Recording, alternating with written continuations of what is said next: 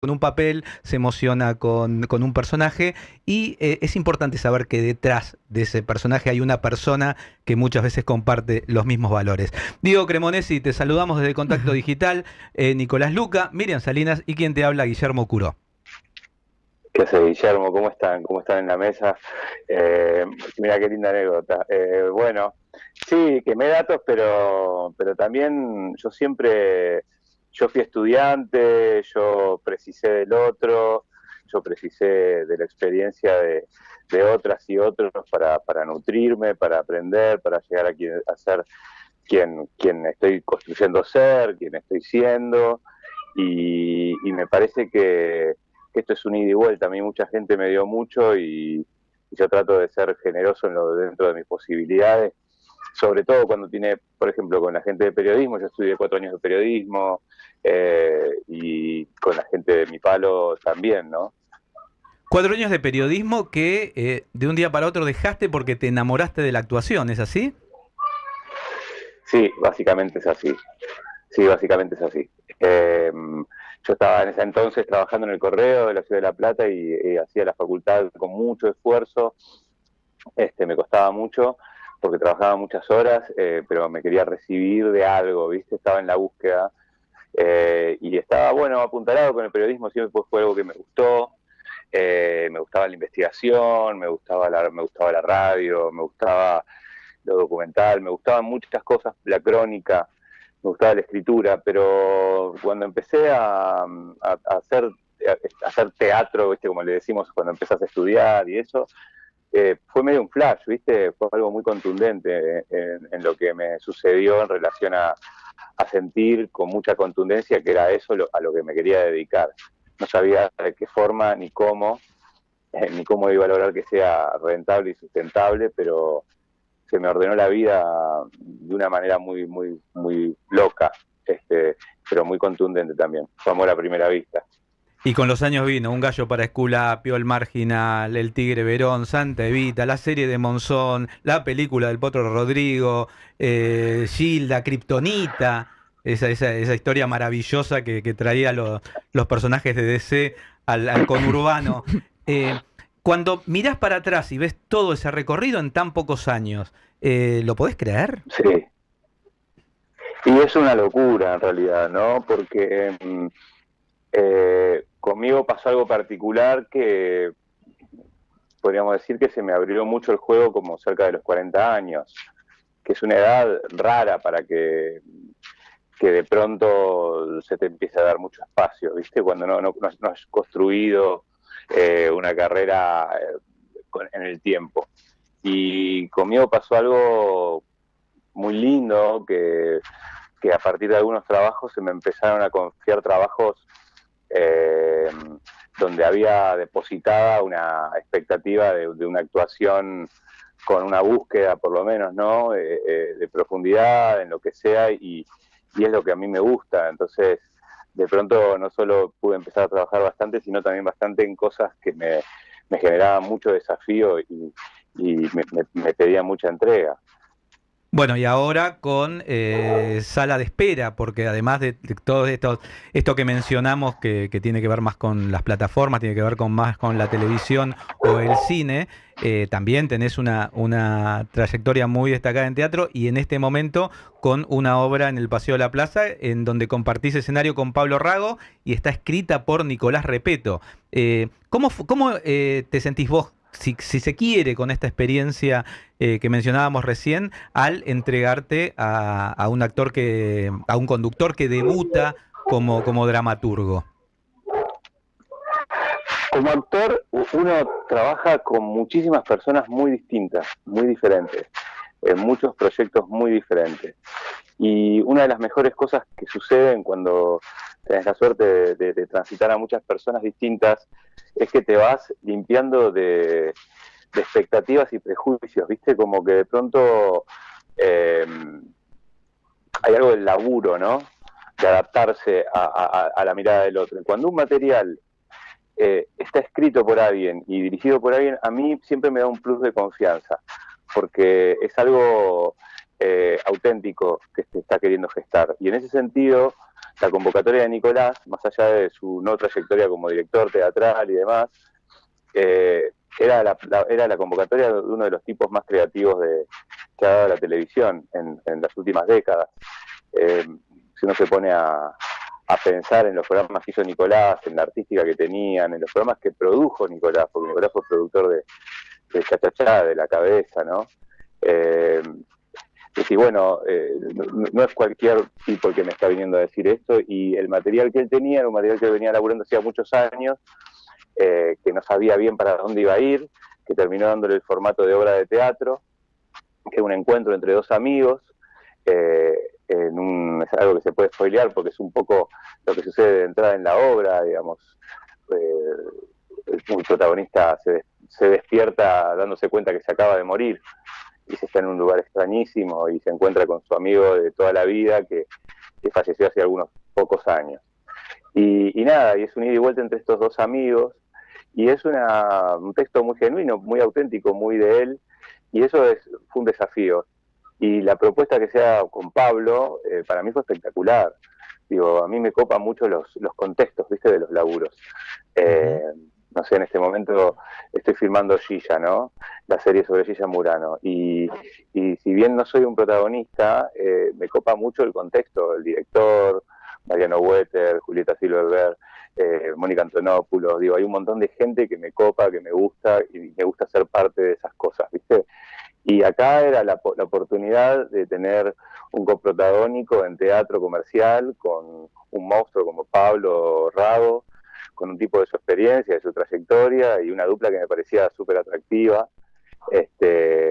Y era seguir haciendo teatro en el Paseo de la Plaza, que yo estuve un año y medio haciendo Reverso con Carla Peterson, Marco Caponi, y estábamos justo terminando en este ciclo, así que fue como algo que vino con monillo al dedo, la propuesta de Nicolás. Le estuvimos metiendo mucho laburo, mucha garra, mucha creatividad. Digamos, que conste también que Nicolás no estuvo solo, se supo rodear muy bien, viste, con Florencia Raggi, que es su compañera de vida, pero es una gran actriz, una mina con mucha experiencia, mucha trayectoria, y con Anita Kovacsik, que fue la asistente de dirección, que es directora, dramaturga. Entonces, de pronto, y no quiero dejar de decir que el elenco se completa con Barbie Siom, que es un talento tremendo, una bailarina increíble, con una gracia espectacular, que le aporta muchísimo a la obra. Y en ese sentido fue un equipo hermoso también de laburo. Entre todos fuimos aportando, Nicolás sabe escuchar, y también a la vez es un tipo con mucha claridad sobre lo que quiere. Entonces es entregarse a la mirada de un otro que tiene mucha decisión, que está haciendo un texto que lo representa, y aportarle desde lo actoral y tratar de lograr ahí ese duelo actoral con Pablo, que es un placer. Estamos muy al frente, y estamos ahí pelando, y la verdad que es buenísimo. Estoy recontento y la gente lo está recibiendo muy bien. Siento que el público responde bárbaro, así que nada, estoy contento porque estamos haciendo, decíamos, los miércoles en el Paseo de la Plaza, pero ahora entramos también en gira, todo acá por la provincia de Buenos Aires. Vamos a estar en San Fernando, en Banfield, vamos a estar en Moreno, vamos a estar en La Plata. Digo, y eso genera mucho entusiasmo. ¿Esto a partir del mes de julio va a ser la gira? Empezamos este 14 en Banfield, el sábado, y después vamos poco a poco durante julio haciendo distintas fechas, que las vamos publicando en el Instagram de la obra, @Sala de Espera Teatro, o cualquiera de los Instagram, tanto de Pablo o el mío, pueden encontrar la info. Pero así que estamos entusiasmados, contentos. Y mientras tanto los miércoles de junio a las 20 en la plaza, ¿no? Exactamente, los miércoles de junio a las 20 en la plaza. Pueden sacar entradas por PlateaNet o acercarse directamente a la taquilla y sacar la entrada. Vengan, no se van a arrepentir, la van a pasar bien, y nosotros estamos ahí dándolo todo, así que nada, ojalá que les podamos lograr un buen momento. Hola Diego, ¿cómo estás? Mi nombre es Nicolás. Yo acá hago la ¿Qué tal, pregunta Nicolás? cholula porque no es mi palo. Me encanta. eh, bueno, la pregunta cholula de mi parte es, o sea, la intriga personal. Cuando te encontrás, en tu caso, ¿no? Veo un actor que participó en un montón de obras para televisión, teatro o cine que transcurren en otras épocas, que transcurren en otros periodos o que representa a personas que ya no están con nosotros o que transcurren en Mm. contextos que no son propios de lo que habitualmente se espera de la clase media argentina, ¿no? Contextos extremos. ¿Qué tanto tenés que estudiar y qué tanto queda en vos de haberte metido en esos mundos? Bueno, cada trabajo es muy distinto, ¿viste? Te pide cosas diferentes. Lo más difícil de todo es saber dónde tenés que poner el ojo y el laburo, porque en general no siempre laburamos con grandes condiciones, o sea, tener mucho tiempo de preparación, ¿entendés? Sí. O digamos que vos sabes 6 meses de antemano que ya estás a hacer ese proyecto, o no siempre es así. Entonces, a veces tenés la suerte de tener más tiempo y poder meterte con todo y tratar de investigar a todo nivel. A veces, a mí lo que me gusta y lo que yo intento siempre es de buscar eh, la conexión con lo sensible y con lo ambiguo y con lo emocional, ¿no? Porque después uno también como actor tiene que entender que a partir del guión está todo construido y contado y no es solamente uno quien cuenta, ¿no? Son las escenas, son los otros personajes, es el arte, es los hechos que van sucediendo alrededor de lo que vos te va pasando. Entonces, entender dónde tenés que profundizar. Y para mí siempre eh, lo más interesante es indagar en el ser, ¿viste? En la complejidad de ese ser humano, que somos, todos los seres humanos somos absolutamente complejos. Mm. Y en las películas o en las series uno en principio tiene que actuar un rol, como en una mesa de radio, ¿no? Hay un conductor, hay dos columnistas, hay alguien que se dedica a deportes, hay alguien que a la cultura, entonces tiene un modo de funcionar. Eh, en estos también es un poco así. El secreto es para que no sea cualquiera eh, eh, el mejor para hacer eso, es no ser el mejor, sino ser el más particular, ¿viste? Tratar de encontrar esa fibra, qué sé yo, cuando hice de Rodolfo Walsh en una serie, Sí. y para mí lo interesante era, digo, yo trato de alejarme siempre de lo político para pensar los personajes, porque si no aparece una actuación heroica que intenta defender lo ideológico, y en general las personas están llenas de contradicciones, son muchas cosas, somos muchas cosas. Y ese Walsh era el Walsh que un poco se transformaba, que pasaba de ser un tipo que estaba medio como más, simpatizaba más con una derecha, con el nacionalismo de aquel entonces, y se termina siendo peronista y de la izquierda peronista a la larga. Entonces decía, bueno, ¿cómo las personas nos podemos transformar y cómo vivimos esas transformaciones? Y eso cruzado por nuestros vínculos, ¿viste? Los personales. Entonces, como que siempre, para mí, lo más interesante, en 2001 la serie también me pasó lo mismo, ¿no? Decir, bueno, eh, ¿cómo hago para que este tipo esté lo más ahí posible? Y eso, en ese sentido, el cine o en este caso lo audiovisual es hermoso para la actuación porque permite que cosas muy pequeñas que quizás uno las piensa, las siente o se traduzcan en actuación, ¿viste? Que en el teatro es muy difícil que eso suceda, que eso se vea. Entonces, siento que... Y después, bueno, trato de, por supuesto, eh, de prepararme lo más posible. Hice un personaje que era, no sé, el zurdo en una serie espectacular de HBO que ojalá se llama Entre Hombres. No está en la plataforma, pero búsquenla en internet y véanla en algún lugar porque vale la pena, con un elenco increíble. Eh, Ese personaje era zurdo, era un matón y demás, y yo dije, yo no puedo no manejarla, no pegar bien con la zurda. Entonces estuve entrenando boxeo con la zurda, estuve cortando la comida con la zurda, estuve escribiendo con la zurda durante un montón de tiempo, porque claramente cuando pegaba una piña no tenía y después no era un tipo que necesitaba verse efectivo y en ese sentido lo trabajé desde ahí. Y a la vez era un tipo que tenía esquizofrenia y nada, y en ese caso sí me metí bastante, escuchaba, me acuerdo, escuchaba simuladores de esquizofrenia, era un delirio, estuve en una película y después me trato de nutrirme de cosas, ¿no? Con Recién música, mencionabas, Diego, Entre Hombres y decías que no estaba en la plataforma. Pensaba también en lo que contabas de la serie de Wolf que se llama Las Bellas Almas de los Verdugos, que si no recuerdo mal es de Paula de Luque y tampoco se puede ver online más allá de que se pudo ver en la televisión pública.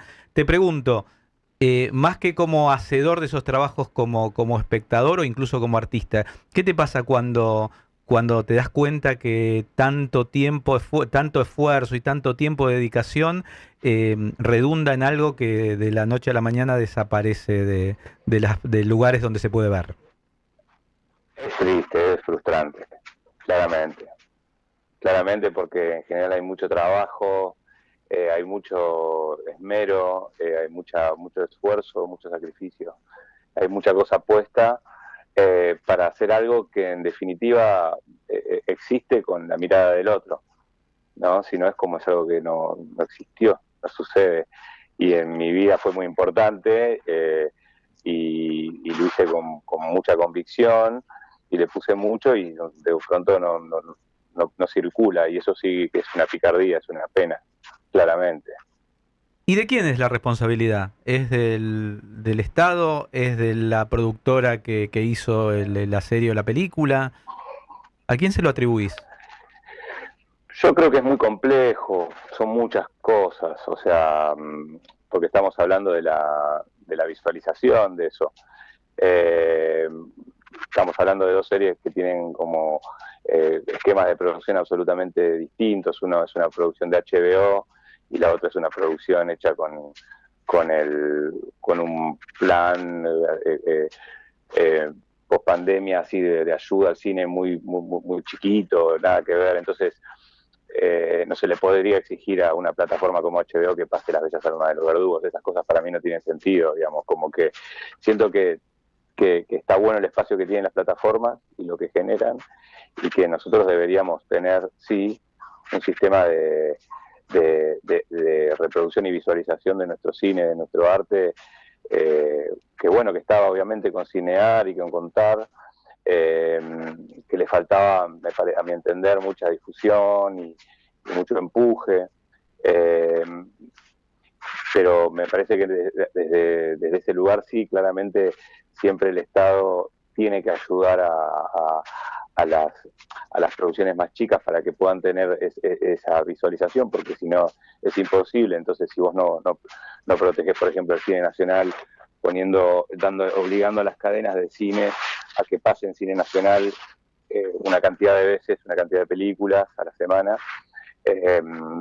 posiblemente para ellos prefieran poner 4 versiones del Hombre Araña y en las distintas salas y vos no encontrás en ningún lugar para.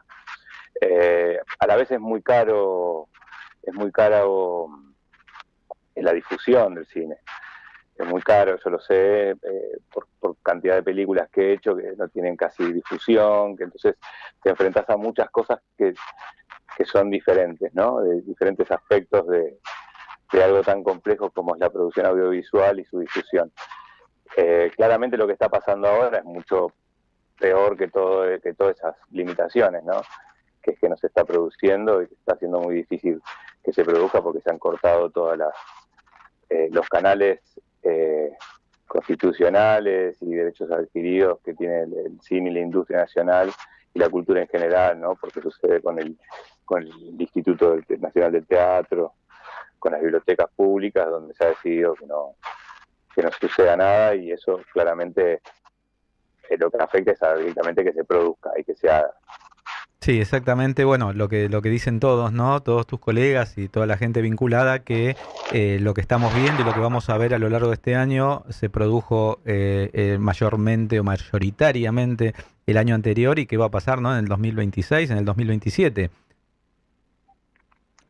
Sí, es un panorama muy difícil.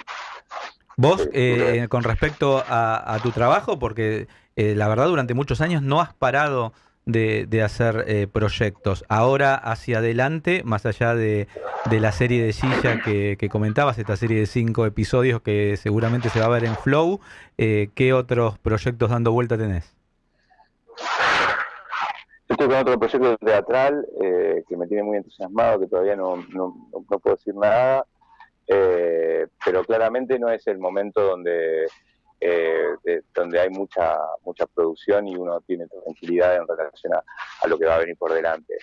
Hay bastante incertidumbre en general, nos pasa a todos y claramente yo estoy, eh, entre comillas, en un lugar de privilegio en relación a un montón de colegas, ¿no?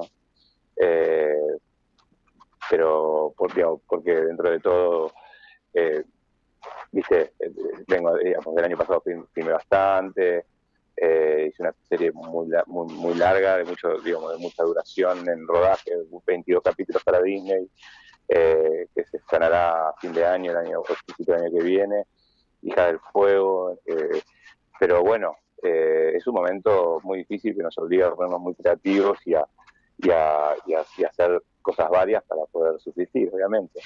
¿Y es el teatro la trinchera de resistencia en estos momentos? El teatro siempre lo es, siempre lo fue y siempre lo va a ser, porque es lo único que nosotros hacemos a pesar de todo. O sea, cuando a mí no me llamaba nadie, yo hacía teatro. O sea, lo hacía, actuaba en obras de teatro independiente y producía mis obras. Y lo hacía a pesar de que no me convoquen, de que no me llamen, de que no me convoquen, de que no me contemplen, porque no sé hacer otra cosa y no puedo hacer otra cosa para vivir, porque es lo que siento hacer. Y eso nos pasa en general a casi todos los que somos parte de este colectivo artístico, ¿no? Gente que no está tan bien de la cabeza por las decisiones que ha tomado en la vida. Y en ese sentido la vas a buscar, y el teatro, por supuesto, que en un momento de vacas flacas en relación a la producción audiovisual se transforma en un lugar de refugio para muchos de los que habitualmente trabajan en la producción audiovisual.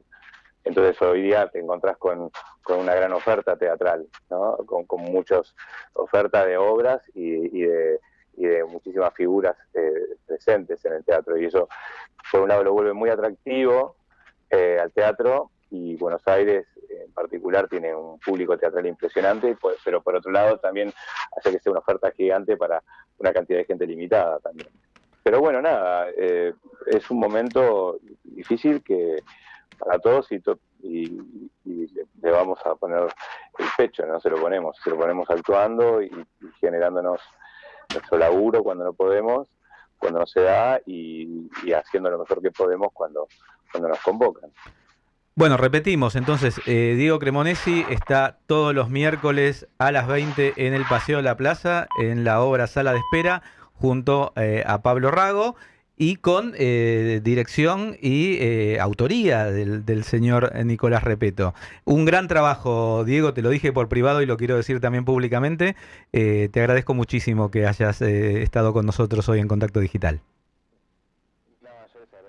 La ganas de conversar, de escucharme y también de ayudarme a difundir el trabajo que hago y que hacemos. Así que muchas gracias, saludos a toda la audiencia y ojalá que puedan pasarse un miércoles por el Paseo de la Plaza o bien vernos en alguna de las funciones en vuestras ciudades si es que las visitamos. Muchas gracias. Un abrazo grande. Fue Diego Cremonesi en Contacto Digital, siendo las 21:30. Vamos a la tanda. De lunes a viernes, de 4 a 6,